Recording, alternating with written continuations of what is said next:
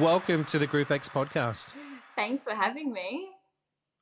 Mate, thanks for being here. And you know what? We finally got it. For those that are listening and not watching, Bec and I tried this last night. Internet wasn't able to work. We just fiddled around with it again now, and we've finally got it. So welcome, and I'm so happy we're able to get this to work. Yeah, so. I blame Shepparton. It's where I live. Love it. So let's kick it off right from the start, as I always do.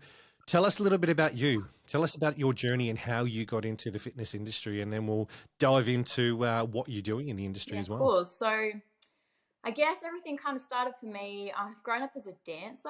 So kindergarten, did ballet, was introduced to jazz a little bit after that. I danced all through primary school. I danced all through high school. Loved it.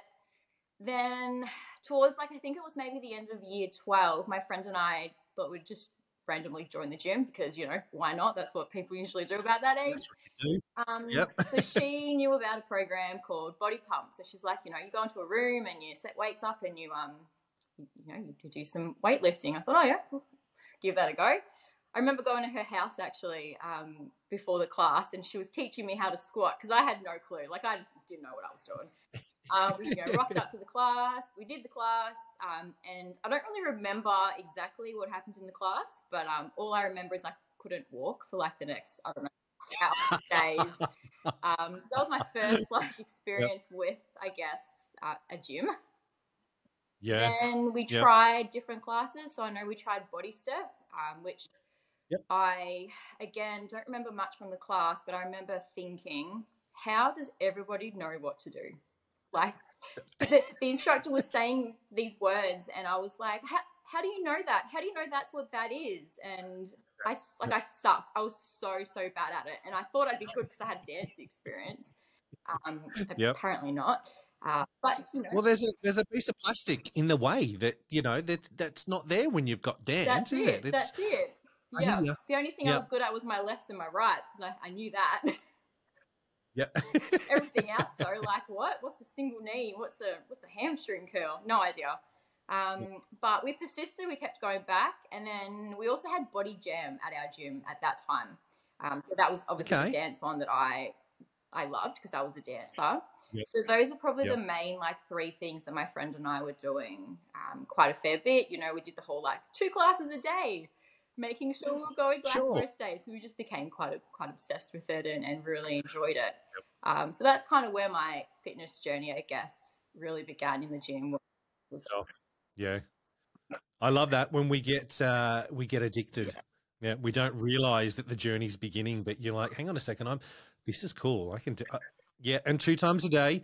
I remember back in the early 2000s when I first started to get into the gym, before I did the tap on the shoulder thing and someone said, oh, get in here, you can do this.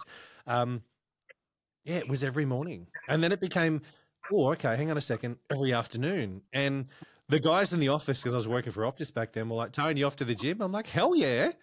Because they could see that, come 4:30 in the afternoon, I'd start smiling again. And that sounds really bad when I say that. I don't mean that my job at Optus was shit. It was just very, very different and very stressful. And my release was before work. I'd get to the gym at 6, do a class at 6:15 or whatever it was, enough time to shower, get over the road, start work, finish at 4:30, 4:45, get back over there, get into it. And the addiction is real. It is. The endorphin. Yes. It can suck us in. And I'd say that there's probably a lot, if not all, instructors out there. We've probably started in that way in some capacity, definitely. Where, this is addictive, and I'm enjoying this. And we have the moment of, you mean I get paid to do this? I remember my whole life just started revolving around. I'm like, well, I can't do anything on Saturday until 11 because I plan to do this class at 9 and this class at 10. Every Saturday I'm going to be there. And Monday nights was this and Tuesday nights was this, and your whole life suddenly is just oh yeah, I can come to dinner, but I'm going to go to the gym first and I'm going to do this class first. It becomes part of your life. It's, we're our family are looking at heading away on next week, heading up to Port Macquarie for 4 or 5 days. And I was talking to Rach this morning about it, and I said, so we're going to leave about 7. She said, actually, no, she said, I'm going to go and do the 6 o'clock class. So by the time I get home, maybe 7:45, 8 o'clock we can leave. I was like, oh, okay, no worries. But it's that where you make it part of you know, like you get up, you brush your teeth, you do your things throughout the day. We've made it, I think, as instructors and trainers and presenters, we've made it part of our life that's what you Yeah. do.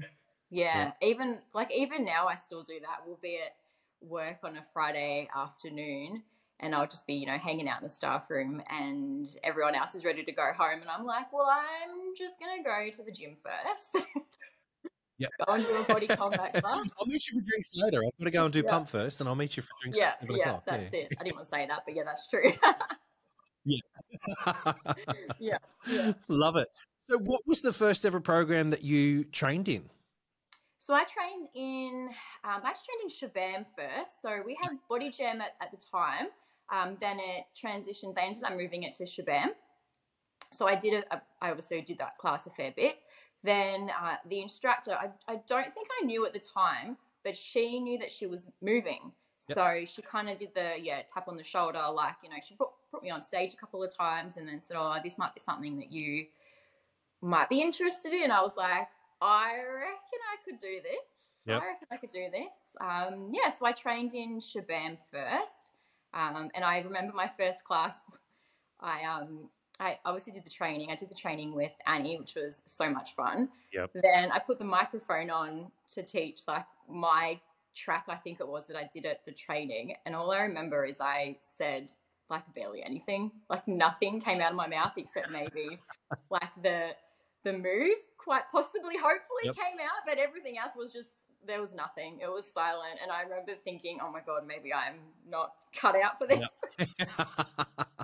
I love those moments though. There's that realization, there's the panic in there as well that, oh crap, what have I done? Mm-hmm. But we all start somewhere.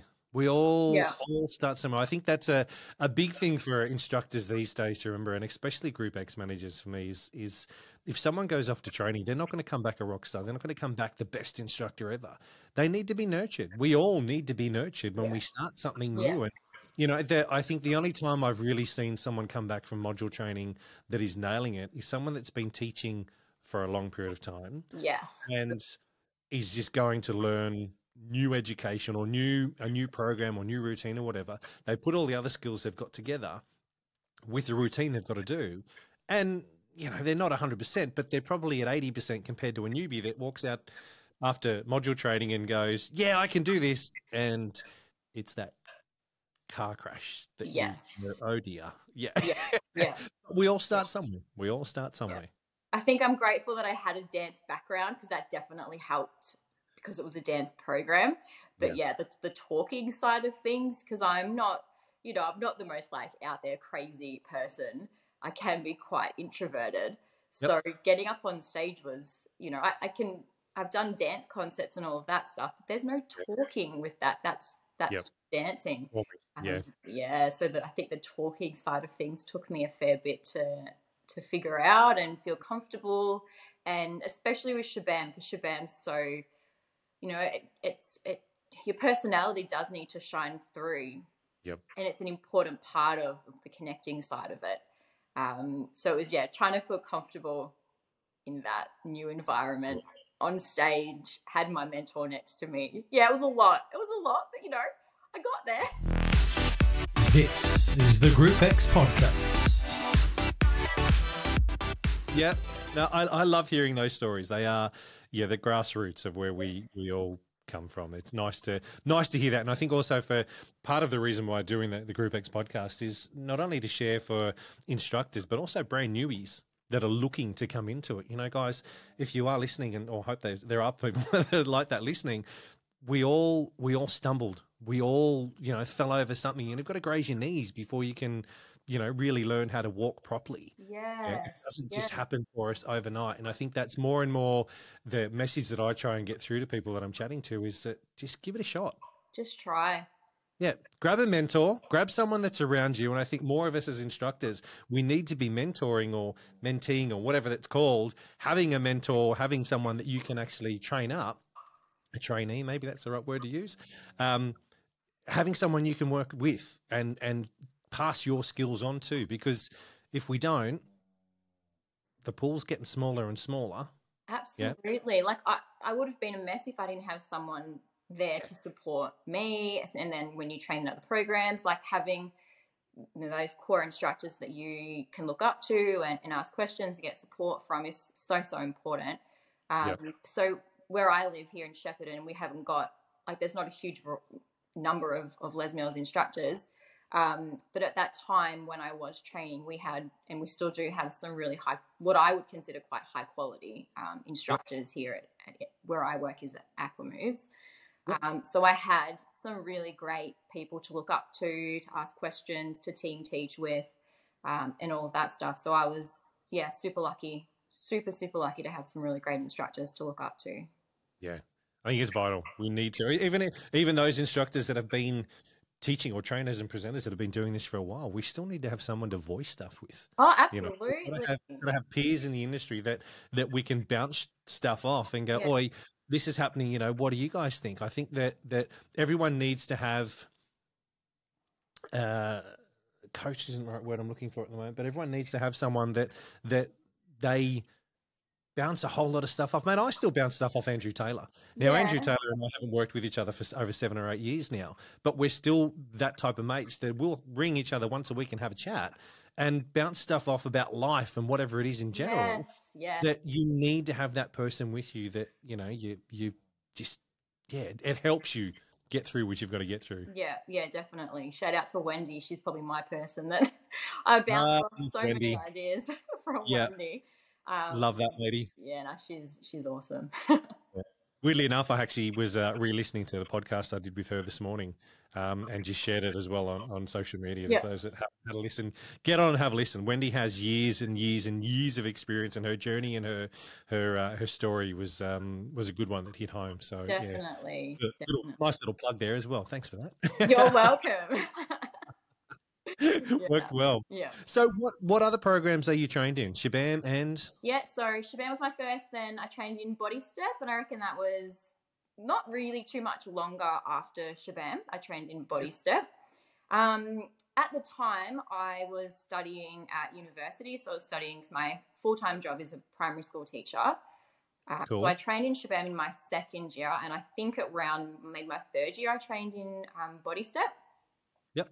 And part of, you know, I had a part-time job out at Big W, and then I was taking some classes obviously out at Aquamoves, so some Shabam and Body Step classes. But I was finding that a lot of school groups were asking for body combat, and I wasn't trained in combat. And I was like, I'd have a few more gigs if I trained in that program. And I participated in combat at that time. I can't say I have much of a martial arts background. My dad does, so I got Dad to help me with a few things. He's always wanted me to train in Muay Thai. But yeah, I ended up doing the training with Nathan Jones in body combat, and really enjoyed it. And then I was able to take some school groups through some combat classes, which was great. Cool. And I'm also trained in grit. So we actually got the training in Shepparton, which was great, because normally, you know, it's a 3.5 hour travel just to get to Melbourne to do anything like that. So a few of us from Aquamoves trained in grit. Brilliant. Loved it. We had such a great time. Really hard training, but so much fun. And grit is still on our timetable out at Aquamoves. I don't have my own class for that, but I cover, and I just launched this week. Launched the new one this week. Cool. Yeah, that's cool. Then I trained in body balance. So I did some training with Inga. I did body balance with her, which was so fun. It was beautiful. She's so incredible. She's so knowledgeable, and it was amazing. By that time, I was on the LMAP team, and Les Mills Bar was coming out at that time. And then I was approached just to possibly do the training for bar. So body balance kind of went on the back burner for a little bit. And I ended up training in bar and putting a lot of, all my time and effort into that, because I was trying to be on the team for that program. So balance and we don't really have a relationship anymore, which is sad. I really need to get back into that. Time. It's a hard. No, that's a good one. Trying to fit everything in with life. Yes, that's it. So how many is that? Spam, step, combat, grip, balance, bar, 6. Jesus. I thought the 3 that I was training was hard enough, you know, and doing PT. But man, that's a lot of choreography to remember, especially if you're teaching them all. No, I don't teach. No, I definitely don't teach them all. Not anymore. Not at Man, all. what would be your favorite out of all the programs that you've trained in? That is such a hard question. I think naturally, I feel like body step, I naturally teach really well. Shabam though, I just can't get past, because I'm a dancer. I love it's probably more about sharing my passion for dance, and I love looking out to the participants and seeing them responding and dancing and laughing and just having a really good time. So I'm gonna have to say Shabam, I think, is my favorite. Yep. No, fair enough. And what the role that you've got with Les Mills? Yeah. What is your role with Les Mills? So I'm one of the national presenters for Shabam and Body Step. So I represent Victoria. I was on the bar team, but because I wasn't actually teaching that anymore post-COVID, so COVID really interrupted our gym and the programs that we offered. And then we had some really bad floods in our town not too long ago, and as in very, very bad. So our gym got completely flooded, and it was closed for like, I want to say best of 6 weeks, maybe. It could have even been more than that. And the gym that I work at is a council-run gym.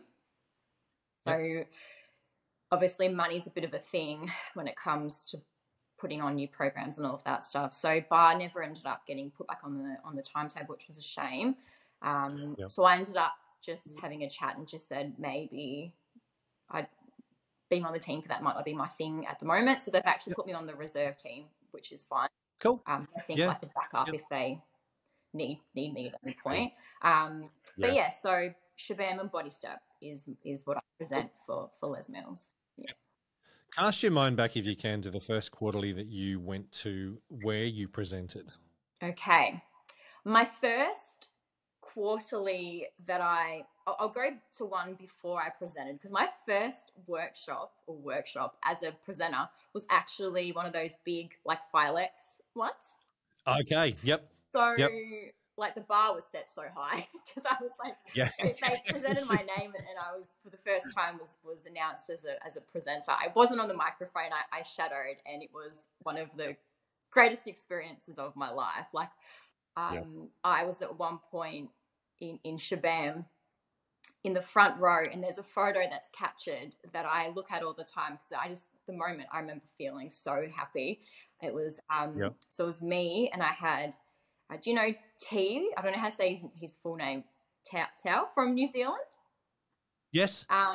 So him and Michelle Dean and Rachel Newsham. So there was the 4 of us just at the front for one particular track, and it was just a moment of like, is this real? Like, this is actually happening. This is amazing. And then Body Step as well. I remember being right next to Wendy, which I thought was, and I remember thanking Chris, going like, I don't know how you did that. You put us next to each other on stage. So it was just, that was amazing. But then my first workshop that I presented, I think I remember the Body Step was definitely the first one before I presented Shabam. Maybe it was like the day before. It was great. It was fun. I had a great time. I remember not stuffing up, so that was a good thing. I don't know. I can't remember exactly. Like, I'm assuming I was nervous, but I think it was great. What I love is a lot of the trainers and presenters that I've chatted to have that moment. There's one particular point. Where they get up on stage. There's that feeling, or there's that look when, as you said, even from a photo, someone's taken a photo and there's that look on your face. I remember when Rach went through her stuff with Attack, it was a Philex in Sydney. And it was the year before I'd started working for Les Mills, and I just pushed myself right through to the front near this pole and took a photo, and there's a photo of this actually her face, and she's glowing. And that, you know, the quarterlies that you've been to, or that I've been to, where I've seen a new trainer, a new presenter jump up on stage, that expression in your faces is one that I think us as instructors or as participants that are out there in the crowd, we see it and we're experiencing it with you. You know, that we see look at you and it's like, wow, Yeah, you can see that moment in your mind of, holy crap, I'm actually up here. I'm not down there. I'm here. Wow. I've made it. I've made it to that. That was one of the goals that I wanted to achieve, and to actually Yeah. achieve it. And for us to see it in you guys as well is a pleasure. It's really nice to be able to see that and experience it with you. Yeah. So well done. Well done for that as well. I think that's a brilliant thing to be able to share with people. Yeah, and I think it's been, I want to say 6 or 7 years since I've been on the team, and I don't think like a workshop goes by where I just like I am so grateful for every opportunity. Like when they send an email and my name's on the list to present Shabam, at the e-workshop or at the live workshops, or to present Body Step, and I'm just like, I always sit there and go, yay, like this is awesome. What an opportunity, because there's so many people that, I know are working towards that as their goals, or look up to presenters and trainers. But yeah, and then I drive home from a workshop, and I always do a lot of reflections. It's a decent drive, so a lot of reflecting can happen on the way home, and it's always just gratitude. Like I'm just so grateful for the opportunity that I've been given, and every single quarter, that I present, I always come home going, wow, like that's pretty amazing. This is the Group X podcast. Pretty much. Nice to hear that you are humble enough to appreciate that as well. And I think that I've said this previously as well. There's a lot of people that are no longer on the team, on the trainer presenter team from years gone by, not just pre-COVID, but go back even 20 years, that came and disappeared really quickly, and I call them moths. Yeah, they were there for the and then they're gone. Yeah, they had their one moment of going, yeah. Oh, it's all about me. It's all about me. It's all about me. Most of the people that I've spoken to now that are on the team are very humble with it all. But you know what? I'm appreciative of the opportunity. I think this is fantastic, and it's not about me. I can pass this on to the other instructors or whoever's out in front of me, and actually share the experience with them. And I think we're starting to see more and more respect both ways. Yeah. Trainers to instructors, and from instructors to the trainers as well. There's been a big shift, and I think a lot of that has probably come since COVID, since the mental anguish that I think everybody went through with lockdown and with all of that kind of stuff. I think it's given us a different appreciation for what we do. Absolutely. And even it was a Filex in Sydney that we were doing some professional kind of development stuff with the trainer presenter team. And I remember so clearly the lady that was presenting, I think her name was Sasha. Yes, she was incredible. This was my first experience with her, and I remember something that she said. She was talking about how a lot of people work towards filming, like being on the filming masterclass. That's their goal, and she really put things into perspective when she made a comment where she said, you'll work towards a filming and you'll be like, oh my gosh, like I've made it. I have so made it now. I've been asked to do a filming. Then you do that filming. You come off the filming and then you go, okay, are they going to ask me again? Like, was I good enough to be asked again? And, some people have been, and they might come off that filming and go, that was amazing. Are they going to ask me like again? So it's just this constant, working towards something like that. So I kind of took that, and when I want to be happy with where I am and be grateful for what I've already been asked to do and the opportunities that I get from, from e-workshops to live workshops in Melbourne, to being asked to fly interstate, opportunities in Singapore, or an opportunity in LA that's come up for a lot of presenters.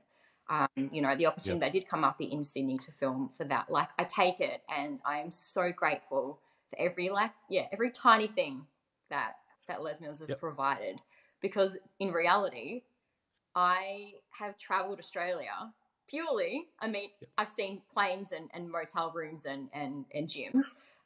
But I can say I have been to Tasmania because I did workshops there. I have been to Adelaide because I did workshops there. I've been to Perth because I did, workshops there. So the opportunities that they've provided have been like hands down, like amazing. Absolutely amazing. That acknowledgement is really nice to hear from you as well. I think that's every so often I reflect back on my days when I was working for Les Mills head office.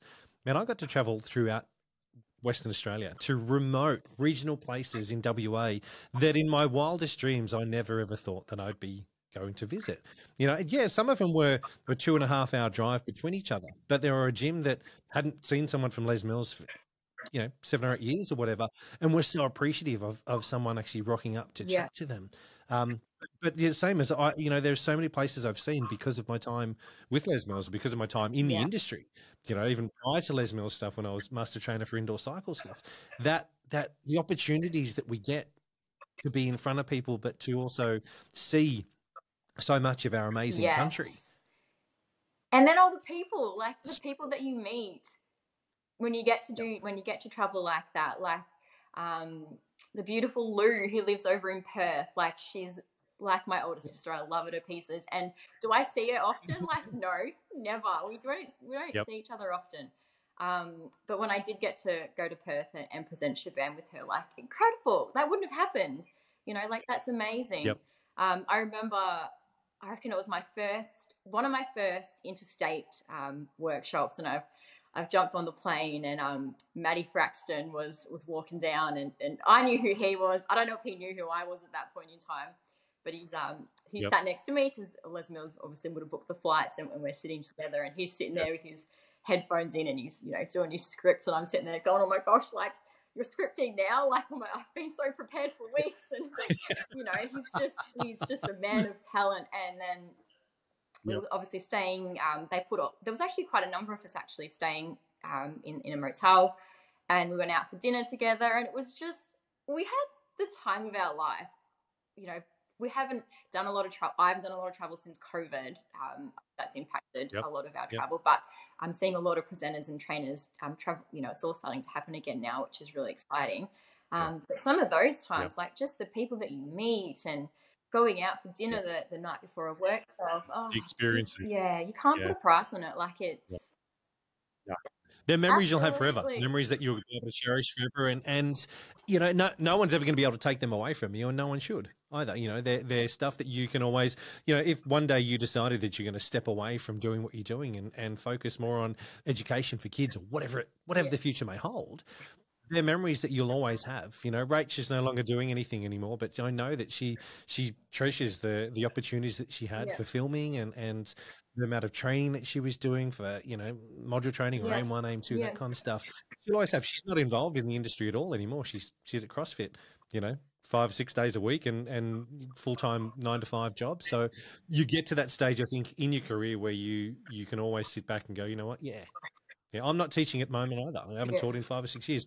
I haven't decided I'm not going to go back to teaching. I just had pain with 2 hip replacements over the last couple of years. So, there is an opportunity for me to get back in there when I'm ready. Yeah. It's still a skill set that's always going to be there. And, mate, at the moment, I'd love to get back on a bike and teach again. But I've got to fit in with family life, with full-time job, with all of that kind of stuff. As you said before, that juggle, that stress is real. We've got to try and find it. They're memories you'll have forever, which is brilliant. And thank you for sharing. No, thank you for sharing stuff as well. This is the Group X podcast. Opportunity for filming. You mentioned it. For Sydney. How was that experience for you? Can you tell us a little bit about what you went through leading up to it, and also what it was like to be in front of so many people as well? It was, so the opportunity obviously came up, and from memory, I think we had to film ourselves teaching, and then we were selected kind of based on that, or we put our name, I can't even remember, we put our names down. They told us there was opportunities to present on the microphone as well as to shadow. I put my hand up saying, happy to teach on the microphone if that's what they want. Otherwise, keen to shadow, like whatever, not too fast either way. And I was communicating a lot with Wendy, about it, and we both put our names down and all that stuff. Then I remember I was at work at the time, and I got the email, and my teaching partner, Michelle, at the time, knew that I had put my name down, and I was nervous but excited to see whether I'd get selected. And yeah, I got the email, and it wasn't just to shadow, it was to present on the microphone. And I remember running over to her and being like, she was teaching her class, and I don't know where my kids were, maybe they were at a specialist or something, and I ran over, or I left them in the classroom, and I ran over, and I was like, I've been chosen, like, this has just happened. And she was so excited for me, and I was so excited, and I think I rang, like, my mom, and all of that stuff. Rang Wendy, and and Wendy was chosen as well, and we were just pumped, so excited. So she's what I call my body step mama bear. She's like my mum when it comes to body step. So we ended up staying together in Sydney for the filming, which was fantastic. So we had 2 rooms, 2 bathrooms. So we had some space when we needed it, but we had time together where she was, mentoring me and really helping me because she'd had previous filming experience. I'm so grateful to have had her, because I don't know, it would have been a very different experience if I hadn't have had someone to talk to and support from. 100%. We made sure that we were both, feeling physically strong, mentally strong, making sure that, we're always making sure we're eating enough food to get through the rehearsals, because the rehearsals were quite, they were quite intense rehearsals. It was, body step pretty much every day in the lead up. So I presented 2 blocks of the athletic circuit. So a lot of the tracks were broken up. Some, did half of this track with another presenter. I was nervous. Of course I was nervous, because everyone else, besides Patty, everyone else had done a lot of filmings. Like, I'm talking, Dee, I'm talking Zia and Nick and, Wendy. They'd all done lots and lots of filmings. So the rehearsals were great. We did a sound check, I think it was the day before, which was great as well, getting on that stage for the first time. I was like, yeah, I got this, like, this is fine, I'm going to do absolutely fine. Then the day came, and we got our hair done, we got our makeup done, like, that was all really cool. Took a few photos, and then all of a sudden we're like backstage, and there's people in the audience, and I was still feeling pretty good. And then they were like, all right, guys, it's time to run up on stage. And I look back and I watch it now, and I remember exactly what was going through my head. I ran up on stage, and all I felt was like a sense of, like, I was extremely overwhelmed, like the amount of people in that room all kind of cheering and screaming, and people had come to support me. So I heard my name a few times, and a lot of familiar faces on the floor, which was awesome.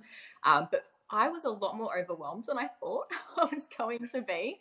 You think, oh yeah, like, I could do that. I can do a filming. I can be up on that stage.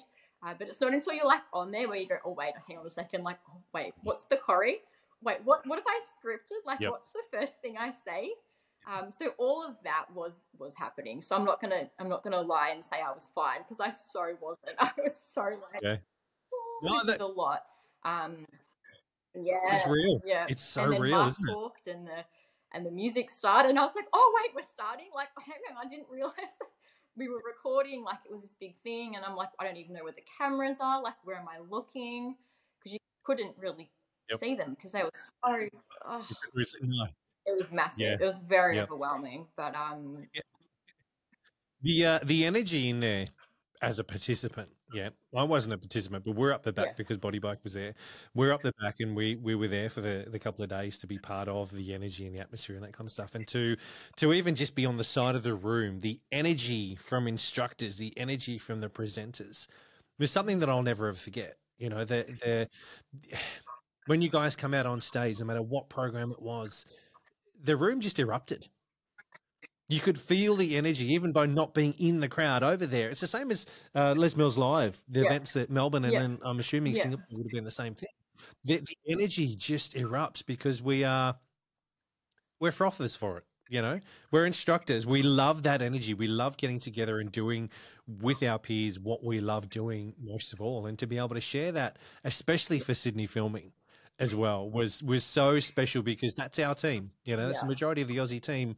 We're up there doing that stuff. So it's nice to have been able to share that, and nice of you to share with us Yeah, no, what you went it through. was an amazing experience, and yeah, no, I have memories pop up all the time, and the photos that were captured Yeah. were incredible, and yeah, the moment was great. I came off stage, and yeah, I'm surprised I didn't cry, because I don't know if you've heard, but the cool down song for that release in Body Step, the lyrics in there was, "Hey, look, Mum, I made it," and it was like, Yep. oh, this is really special. Like, you know, my mum has watched me grow and seen how far I've come. Yep. But then also, again, having Wendy on stage, you know, just there next to me was like, Yeah. you know, you can't plan that. Yeah. You know, we didn't know at the start of the year that that was going to happen. Like, that was 2019, and just like, I'm pretty sure I did. Yeah. There was like Singapore first, and then like a lot happened that year. Like, it was probably one of my like favorite years ever in my life, just because Yep. so many opportunities presented themselves. And yeah, it was just that cool down, and I looked over and I was like, wow, like this is pretty special. This is pretty special. I had a great time. Love it. Awesome. Now, you've had some health issues over the last yeah. period of your life. Do you want Yeah, I to can share chat with about us? that, absolutely. Yeah. Yeah. Tell us what you've been through, and I suppose how you've come out the other end, how you've dealt with it, and I suppose are you still dealing with it as well? Share us some No, cool, I information can do about it that. if you can. I'll start I'm really bad at telling stories. My sister tells me off all the time. I'm like, long story short, and I'll be like talking for an hour. But I'll try not to do that. But it all Look, it's a long form podcast. We've got all the time in the world. So it's all good. it all started. It's not a very happy story, unfortunately, at the beginning. So back in 2020, my uncle got very, very sick, and the doctors just didn't really know what was wrong. There was lots of tests done, but yeah, they just didn't really know what was happening. They ended up finding out that he had stomach cancer, but at the time that they figured it out, the type of cancer that it is it's very aggressive. So he'd had it for too long and it had spread too much. So unfortunately, he passed away in 2020. But before he passed away, my auntie had a chat to him about some genetic testing, because he was a very healthy man, very fit, ate very well, and this kind of just came out of nowhere. So upon genetic testing, they found that he carried a genetic mutation of the CDH1 gene. So it's not very common. It's not really a thing that people know about. I know a common one people kind of say to me is, I'm not sure if you've heard of the BRCA gene. It's that's more of a known gene mutation in women can cause breast cancer. So that's usually what people kind of relate the CDH1 gene to. So anyway, they found that out, and so from there, my dad got tested for the same gene mutation as well as their sister. So both of them unfortunately came back with a mutation of the CDH1 gene. And then from there, you kind of can go down the family tree or go out the family tree and see who else does happen to carry this genetic mutation. This is a choice. Like, people choose sometimes not to find out whether they carry the gene, which is, something that I spoke about with my genetic counselor. She said, it's really up to you at the end of the day. But I chose to find out whether or not I carried the gene. So it was just a blood test done on both arms, and then it was a bit of a waiting game. But obviously I came back. I was actually at work. I always seem to be at work when I get a lot of these important things that happen. But I had booked the meeting, so I knew that I was going to be at work at the time, and I'd spoken to one of my teaching partners about it and said, I've got this meeting at lunchtime. I'm going to find out if I carry a genetic mutation of this gene. And if I do, it's going to be a bit of a long meeting, because she talks to you about, what kind of the next steps are. So the hopes was that Yeah. she'd say, you know, you're fine, you don't, and you know that would have been good, but obviously no. So she shared the news. That teacher ended up taking my class for me, and I had a really deep chat about what my next steps were going to be, or the options that I had. So this genetic mutation can cause, obviously, stomach cancer, and she, at the time, I think she said the chances of me developing the stomach cancer is about 80% from, yeah, so throughout my Wow. life it's about an 80% chance. To be honest, that statistic seems to change like country to country, and there's really not enough research to be like it's definitely 80%, but at that time was what 100%. was the knowledge that she had. So Yeah. she said, you know, we can do I think it's a gastroscopy. So it's just a camera and they biopsy your stomach and they see if they can find any form of cancer that's already developed in your stomach. But the thing with that is they can't biopsy your whole stomach. So even if they Yeah. find nothing, doesn't mean that there's no stomach cancer in there. They might have just missed it. So that was an option. Yep. Another option was to just do nothing, like if that's what some people choose to do. I chose, at that time, I chose to obviously get the scope done.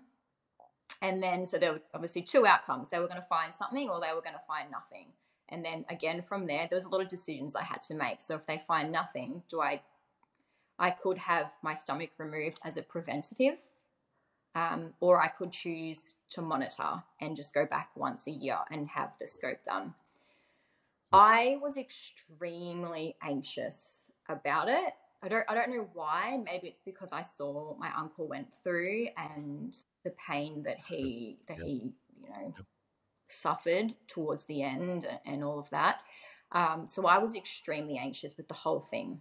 So I had my scope done and then was waiting for my results. And the day I had the scope done, Dr. Alex Basudis, that's who did it, he came and saw me afterwards. Oh, no, actually, that's wrong. He didn't come and see me. He rang because he was meant to come and see me, but he ended up going somewhere. So then he rang the nurses and spoke to me on the phone. And he said, no, I think you didn't really see anything bad. There was like one kind of pale spot, but I took a biopsy of that. You know, should be right, should be fine. I was like, all right, cool. About a week passed and I still hadn't heard from him. And I was so anxious, super, super anxious. So I ended up calling my genetic counselor and being like, I'm feeling overwhelmed. I don't know what the results are. So I think she ended up contacting him being like, can you speed this up? Because she just needs to know. And then again, I was at work, but it was at nighttime because we had our parent-teacher or like student learning conferences. And I was sitting with some parents opposite me and one of my students, and my phone rang because I felt it on my watch. And I've done like a little quick look and it was him. And I was like, oh, I can't answer it right now. I'm in the middle of these conferences. And so I left it. I did a few more conferences and then we had a dinner break in the staff room. So before I had the dinner break, I listened to the voicemail that was left on my phone. And he didn't say much, but he didn't say, you're fine. This is the Group X podcast. And I just went, yep.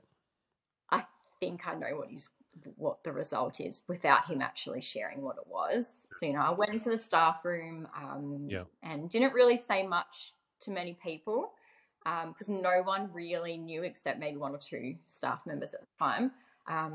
Went back to my room, finished off the meetings, knowing I'm about to, you know, my life might change in the next hour. Then I rang him back and he said, you know, we've found some early signs of stomach cancer. Do you have to have your stomach out tomorrow? No. Do you have to have it out next week? No. But we recommend you do have it out sooner rather than later. And I was like, all right, okay. this is happening. Wow. And then I think I went into just like fight mode and went, this is what it is. Like, I can't do much about it. I won't talk too much about other family members, but obviously being genetic, there were other people that had gone through it already, were booked in to go through it as well. So my brother was actually booked in at that time. And so, you know, I don't know if I've like said this to his face, but he does know how much he helped me through my journey. Because when I told him, he's like, you'll be right. Like, just go in, get it done, move on with your life. You know, it sounds so easy. Go in, get it done, move on with your life. Because, you know, life is completely different now. But I had that mindset. Yeah. And I said to the surgeon, like, book me in as soon as you can. Like, I don't want to waste time. I want it out. I can't. Again, I was anxious about the whole thing. I'm like, I just need it. Let's just get me in, get it done so I can move on with my life. But obviously being in the fitness industry, that was scary because I asked the surgeon, I was in his room at the time, and I said to him, have you done this operation on somebody in the fitness industry? Somebody that's quite athletic. He goes, no. He said, the only person I've done it on is someone who runs marathons. And I thought, okay, that's my hope, what you just said then. I said to him, and I said, do you think I'll be able to continue with what I do? And I don't know if he's like required to say no. I don't know what, but he said, I can't make you any promises. I don't know if you'll be able to get back into what you were doing. So I don't think I told many people that there was a chance I might not be able to do what I was doing, because I just went, well, I'm going to prove you wrong. So sit back and watch. So then I went in, I had the surgery exactly a month after my brother, and I was on the phone to him every day, whether it was texting, whether it was ringing, going, you know, like, okay, so day one post-surgery, and I'm like, you know, can't eat anything, can't drink anything, like it was nothing, I couldn't do anything. I was being fed TPN, so like a nutrient, like it's like a liquid type of thing, you know, to your veins, so you're still getting calories, and then just like that was it. That was my life for a couple of days. You know, then he's like, you'll get ice chips really soon. You'll get to have like clear fluid. So he was just telling me the order of things of how it all works, which was really good for me because I really needed that. You know, then eventually I got to have food. When I say food, it was, you know, like really soft, like mushy, nothing. And the pain, the pain I had when I had my first like bit of food was horrible. Like it was really sickening. I rang my brother and I was like, is this normal? He's like, yeah. He goes, stand up, move around, go for a walk, like just move. And then from then on, it was just little tiny bits of food more frequently. Everything was soft for a very, very long time. I'm talking like months of lots of just soft food. And there were lots of moments where I was like, is this my life? Like, are you kidding me? Like, I hated food. I hated food. I was talking with my nutritionist, and I just was saying to her, like, food's not a friend to me at the moment. Like, food equaled pain, and that was it. Food equaled pain and sickness, and it was really, really tough. Really, really tough. Because I was already thin before the surgery, again, because I was so nervous. So when I get really anxious, I tend to not eat as much, whereas I was trying to put on weight. That failed. So not being able to eat much, took a toll on my body. Like I lost a bit of weight, and I was really nervous about, like I wasn't posting on social media because nobody knew. I kept it very quiet at the start. But I was... It sounds like you've had a really good support network with your brother, though, to help you through what you've just explained and what you've gone through. I'm going to ask a silly question. Thing. How much of your stomach was removed? I have no stomach at all anymore. Okay, so talk. Wow. Yeah. Okay. So How do you process food? How does your body then process? And can you have? I have so many questions. Sorry, my brain is just starting to go berserk here, and I don't want to intrude. I'm grateful that you're opening up and you're sharing this stuff with us. And please, if there's any questions that I'm about to ask you and you don't want to answer, just say no. You know, we can not put them in at all. yeah. Can you have I'm solids very now? when it comes to this, because if I can like help other people with similar situations, which I found that I was doing once I had kind of shared that I was going through this. I had a number of people reach out to me for support with similar situations. So I'm more than happy to share. So yes, I can eat food. I can eat pretty much whatever I want, except ice cream. Ice cream never sits well with me, and it's sad because I really like it. But anyway, I can pretty much eat anything I want. The biggest thing is I need to eat smaller quantities at a slower pace with a lot more chewing than previously. Yeah, which Yep. it sounds simple, like, you know, I would say to someone, yeah, just eat smaller amounts and eat slower and chew.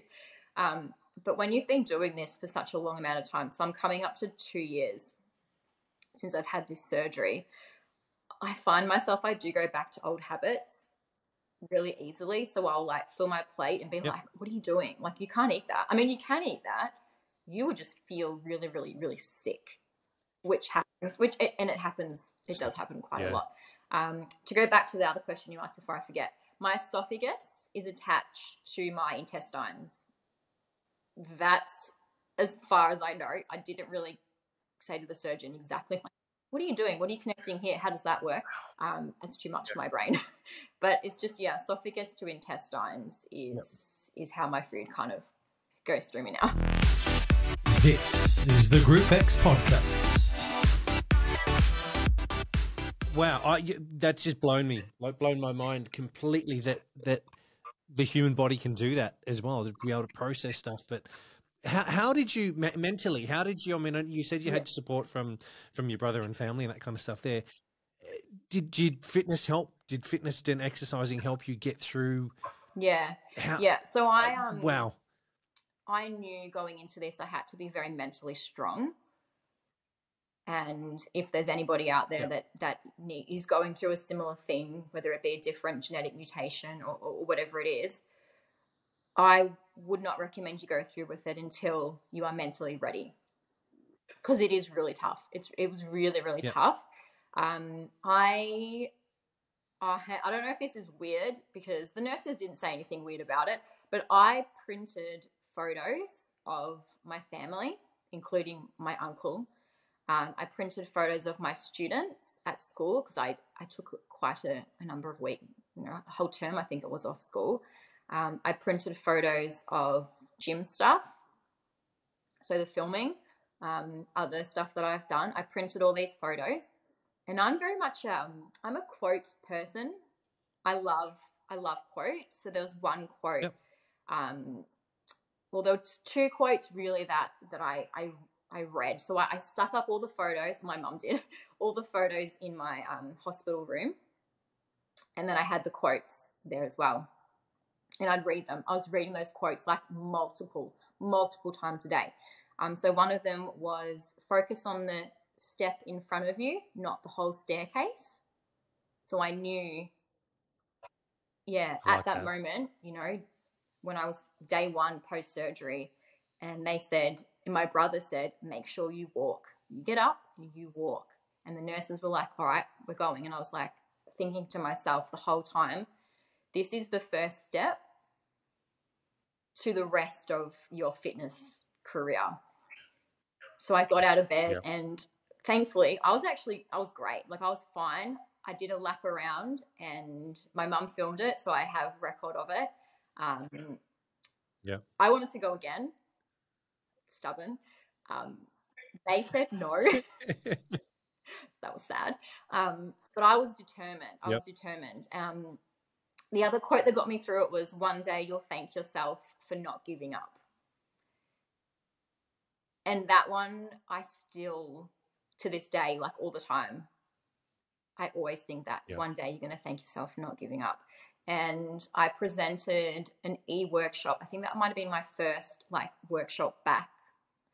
And that was my like moment where I went, you didn't give up. Like there were times, I think it might have been like day 5, day 6 in hospital, where I just was so frustrated and everything. I was in pain. I felt sick. I wasn't eating much. Mum wasn't there because of COVID, so she was allowed to be there for the first 2 days, but then she had to go. So I had no one besides the nurses. And like shout out to Epworth in Richmond. The nurses were incredible. So they really took good care of me. But there was one day where I just was not myself. I was very bubbly and outgoing and happy. And there was one day where I just wasn't. It was all too much. It was me saying, I want to go back to my old life. Like, I regret this and changed my mind. I don't want to do it anymore. Put it back in.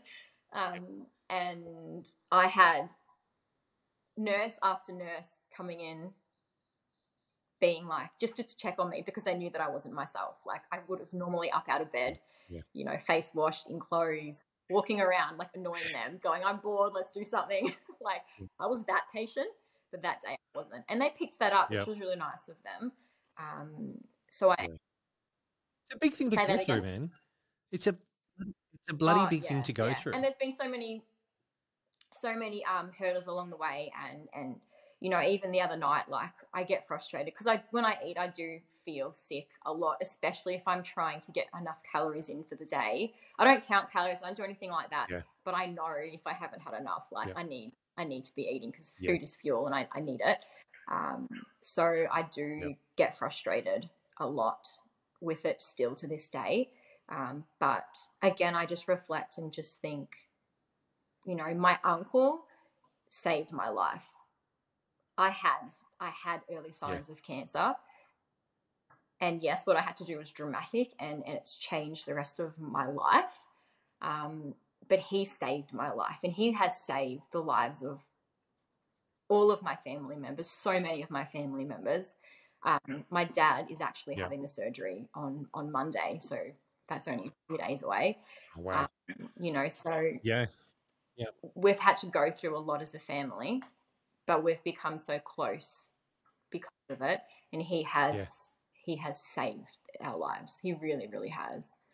So I just keep thinking that. I just think I'm living, and I know that I'm gonna live a healthy life. Well, stomach cancer is not gonna take me down, because it's impossible now. But so I just, again, it's all about that, finding what you're grateful for in life, and I'm grateful that he saved my life, and so I just have to do that. Big shout out to your dad too right now for what he's going to be going through in the next couple of days. But also for being the rock for you, when you mentioned earlier on about Muay Thai and getting into combat, there's you've got a bond with your dad. You can tell that straight away. You've got a bond with your family. I think that's unique and so special and refreshing to hear as well, especially with everything that we've gone through, everything you've gone through over the last couple of years. Thank you for sharing that. I really, really appreciate it. I know it's a hard thing sometimes to be able to share with people, but I think, as you said as well, if you can help people through stuff, if anyone's going through some stuff, reach out. There's people around that can always help and are willing to listen. Now, we've got ears. We don't need to take it on board, but we can definitely listen and give you some advice and guide you through stuff, or even just be there. Absolutely, because now I've seen what it's like to start from scratch, and my first, me being me, went to the gym and tried grit once. Obviously, this is like way after I did my first exercise was 5 minutes on a stationary bike, and I was in pain from this. The stitches were really sore, and I was physically like done. Like, I was like, what is going on? That was 5 minutes, Tony. 5 minutes. I went from the fittest I've been in 2019 at filming to, this, I'm not going to say unfit, because I wasn't unfit, but it was, I couldn't last 5 minutes on a stationary bike. I was trying to do... massive surgery. Your body was telling you, hey. Yeah, and it was all your abs as well. So it's all, you're sitting on a bike and you're trying to be, have a strong core, and there's just nothing going on there. you know, and I was trying to do bar, but I Yep. was holding like Les Mills bar, which is not an actual bar, but I was holding Yep.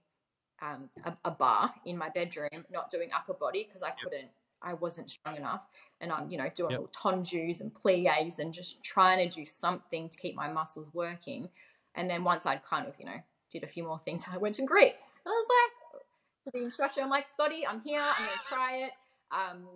And I couldn't do burpees, like clearly couldn't do burpees. So I'm like, you know, hands down Yep. and walk a foot back and walk a foot in, and, you know, just all the options under the sun that I could do, but I was there. I love the fact that you thought to yourself, yeah, grit. That'd be a good one to go to. Yeah, I'll go. But Man. I was there. Was I lifting heavy? No. Did I even have weights on the bar? I think I had like baby ones on there, even if maybe there was nothing on the bar. Yeah. You know, I wasn't doing everything everyone else Yep. was doing, but I was there and I was learning what fitness is for some people who are just beginning their fitness journey. And people were 100%. watching me, like people who knew me really well. Like Shepparton's not a massive town. Aqua is the gym I was, you know, working at it and training at. So everyone knew me there, and it was like, that's not Bec. Like that's not how Bec normally trains, and they might not have known at the time either what was going on. But people saw me go from that back row in the corner who couldn't do a burpee anymore to the front row. Well, now teaching the class again, but, you know, front row, heavier plates, like smashing out burpees under the sun because they're so much fun. I actually love them. I do love them. Sure they are. Yeah. But yeah, like people saw that, and it was a thing. It helped. Group exercise. Is that what I said? Group exercise. Yeah. Good pick up. I like it. Yeah. Absolutely. No, it definitely helped me. It helped me so much. Les Mills has done so much for me in my life, and knowing what I was walking into, knowing how a pump class works, knowing how a grit class works, like all of that. Yeah, it really helped. Really helped my recovery and got me to where I am today. And I am so glad, and I am so thankful that I didn't give up. Yeah. Thank you. Thank you for sharing. Thank you for not giving up, and thank you for being raw with that as well. You know, as I said before, it can sometimes be very confronting, and maybe confronting for some people to listen to as well. But I think being able to share that with people and share your experiences is so beneficial. So thank you so much for that. Hey, another couple of questions, and then we'll wrap it up. Now the two questions I'm going to ask you are the polar end of everything. So, what do you love about the industry and what do you hate about the industry is what I want to ask you. So let's start with the things that you love about group exercise within the fitness industry. My experience, I'm going to say, is mostly with Les Mills group exercise training. So what I love about the Les Mills side of all of that is kind of what I was just talking about. It's that the predictability. So knowing exactly what you're going to walk into. I love that about it. I love that I can go on a holiday somewhere and be like, oh, there's a body pump class on. I know exactly what's going to happen. I'm going to go and do it. You know, but even the same with like gyms and stuff. Like I love that you can just walk into somewhere and just be like, I know what that is. I know what that is. You know, fitness is my life, and fitness is the life of so many people. And I just love how we've got that at our fingertips everywhere we go. You know, you've got the group exercise, you've got the Les Mills, you've got all that. You've got gyms in motels now, and you know, because of COVID, a lot of people have it in their own homes, and I love the accessibility of fitness. To flip that though, the thing that I don't like, and that if I had a magic wand and could change, would 100% be the cost. Is money. I wish, and I wish this about everything in the world at the moment, because everything just seems to be so expensive. So being able to have access to a gym financially is not easy. To do a class is not, it's not cheap, right? And I know in Shepparton, I know it's not the most expensive thing in Shepparton if you compare it to Melbourne, but it's still a cost. And I would, if I could wave a magic wand and be like, what would I change? It would be the money side of things. And I wish more people had access to the brilliant stuff that goes on in a gym, whether it be a class or whether it be in the gym and working with a personal trainer, or working with a personal trainer wherever they are. It's not cheap. And I obviously understand why it's not cheap. But wouldn't it be great if you could, more accessible? Yeah. I totally agree with you on that. I think it's as you said as well, I can see both sides. I can see the side from being a PT. Yes. Well, I'm not going to devalue what I'm offering. You know, there's a cost in what I'm offering. And same as a gym, you know what, there's a cost that I've got to make in order to keep the doors open, or pay group exercise instructors. I get all that and understand all that and appreciate it.